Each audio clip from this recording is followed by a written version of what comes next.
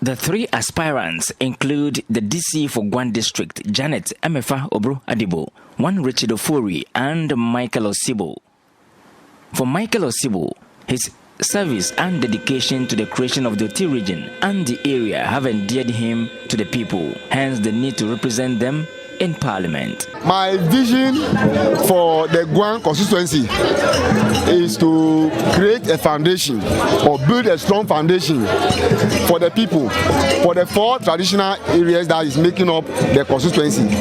That is Likpe, Santogofi, Akpafu, and Lolobi. And I believe I've been at the preparatory stage, from the clearing of the land, from the planting of the seeds, from the harvesting.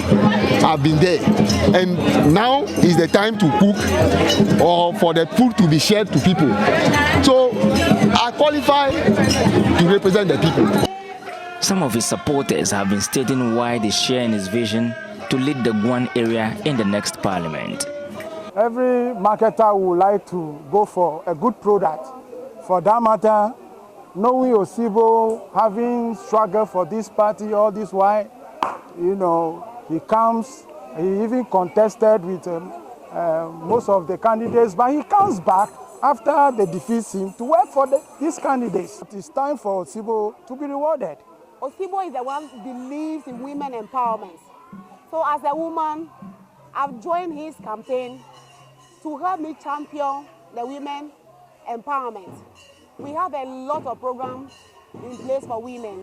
2016, when we were in opposition before we came to power, this man was the only man to raise a vehicle for it to go around to coordinate across the constituency.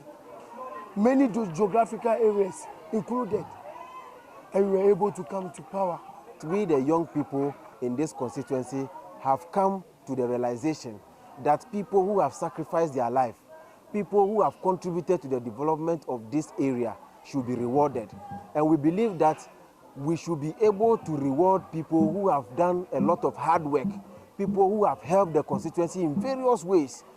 The plant engineer, who is now into private consultancy, says they, as people, are disappointed for no representation in Parliament so far, but are hopeful for a better future.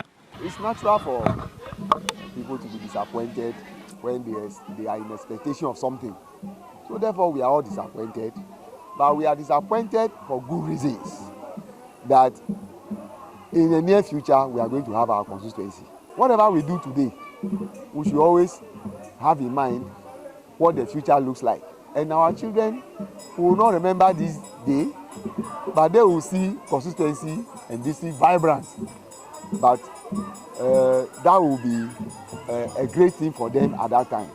Why are you interested in contesting for a non-existent constituency? Because we know Guan constituency does not exist. Your government is yet to create anything like that. So what is your interest in a constituency that does not exist?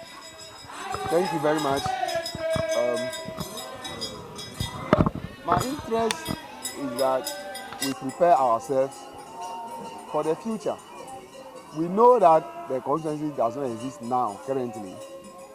But we know the authorities in charge are working on it. No political parties are preparing themselves for that. And we should also prepare ourselves. Now, all the parties have their constituency executives and whatever positions in place.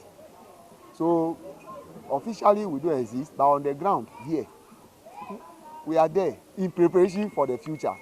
Peter Sanu for Joy News.